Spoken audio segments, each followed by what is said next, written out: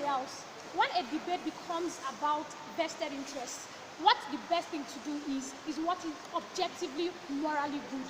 And this is something which these guys fail to recognize and engage in today's debate. But before we engage closing government, it's very expedient to It's expedient to engage what their opening says, because they are obviously the weakest team in this house. First thing they talk about is VJ actually is not a progressive animal rights activist. VJ is just a patriarch who is debating today. He comes to talk about how there are like economic considerations and why this is something we should do because of some benefits we can get from animals. We do not feel like this debate is about what utility we can get from animals. This debate is about the principle, whether or not it is justified for us to consider the rights of animals above the rights of individuals and the lives of animals above the lives of individuals. But even if we're about some utility, we feel like the benefits which we get from human beings are ones that are more than the benefits which we get from animals, because the continuity of the lives of human beings is what ensures that society even thrives in the first place. But over and beyond that, they talk to us about necessity. We are going to be engaging this in our summary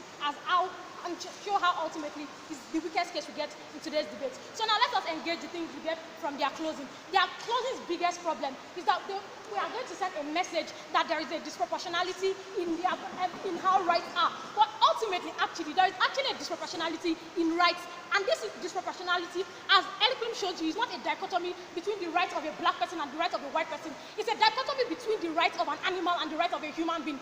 What informs the proportionality of rights, or what informs moral equivalence in the first place? Moral equivalence is based on two things: sentience and reciprocity. Sentience being that the ability of a person or an animal to emote, and then reciprocity being the ability to return the rights that are given to them in forms of obligation. So if I have the obligation to not kill you, or you have the right to live, there is also an obligation on you to not kill me back.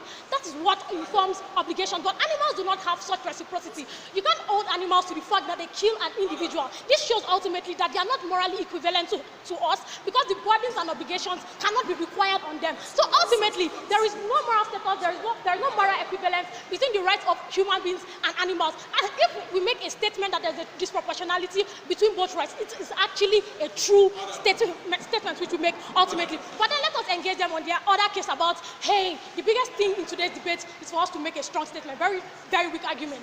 First thing about this and why it is a problem is that every activism is based on the ideology of a person and the ideology that the person finds to be moral. Second thing is that the prioritization of movements must be one that is moral. So whatsoever you seek to achieve must be one that is moral. Prioritization of simply making a statement above the lives of countless children that are going to be hungry, and women and men that are going to be dying, human lives above simple statements that these guys are going to be making. It's one that does not make sense. Like the POI that these guys ask them, are you going to prioritize ultimately? What they want us to do is prioritize the statements that they are going to make for the advancement of their movement above the life of individuals which exist in society. We feel like this is something which is very, very immoral. Simply wanting to advance your interest in a vacuum without considering the effect on individuals who exist in society is something which is very bad. And they say ultimately they want to create a center of tension. And this is something that they feel like is an engagement to the backlash that openly talks about. We do not feel like this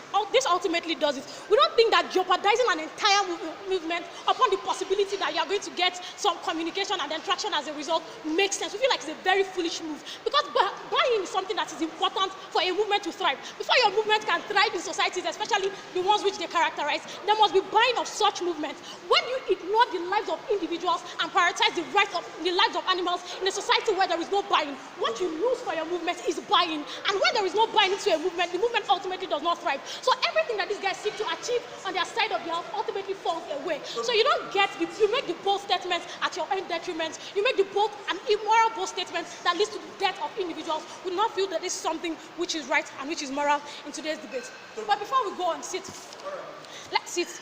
Let's talk about the supreme moral ethic that Eliklim talks to you about. Eliklim talks to you about how the survival of a species and its continuity is something which is very important. And that is why reciprocity is very important in today's debate, because the fact that a person can be held to their right and their obligation is what ensures that systems continue. And those are things that human populations must necessarily prioritize. This is not a white versus black problem. This is a human versus animal problem. A black man can be held to his responsibility as a human, for goodness sake, because he can reciprocate that right. But what you do when you give such grant rights to animals and completely ignore its effect on human beings is that you do not follow the supreme moral and ethical guides. And then they talk about ideological status. We feel like ideologies are not above human life. Like ideologies are usually derivative of what you find to be good. They might not be objectively good, but the importance that is placed on human rights is one that is objective. Human rights is objectively important, but prioritization, sit down, animal rights is something which is dependent on whether or not a person buys into it. So we feel like what is ultimately objectively right is what we should prioritize in today's debate. And then there's the diversity in protection. Like let me explain to you, animals usually are able to survive and adapt to systems because even before human beings started becoming sentimental, do good, there are systems already that ensure that animals are protected, and this is something which we are going to be engaged with. And I said that you didn't bring a very good case in your opinion. So now let's talk about today's summary. I don't have that much time. Sit down, guys. So now, 2 issues on human life and ideologies. This is something which is very important and determines the summary of today's debate. Ideologies are created for the protection, and such protections are such that are derivative of survival. So protection is something that is only derivative of survival. There is no way you can protect a species if yours is not surviving, because your survival is first thing before you guys get it. Then the second thing is about how interests can only be advanced when there is survival. So survival is something which is objectively very important. Unless there is a survival of a species, then every protection that arises from their advocacy or their ideology and all those things are things that cannot necessarily thrive. And this is something which we feel is very important. Second thing is justification for prioritization. Now let us see how every team engaged with on the justification for prioritization.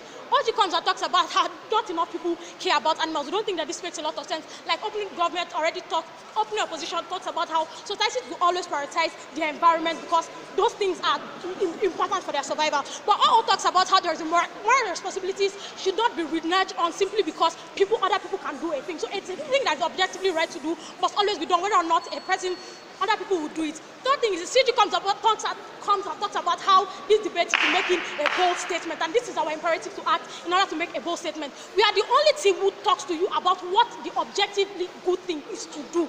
The objectively good thing to do is to ensure the survival of a species, even if it means the death of some other in a form. What we feel is that species must prioritize, ultimately is their continuity, and we are the only team that brings that to you in today's debate. Very happy to have been up.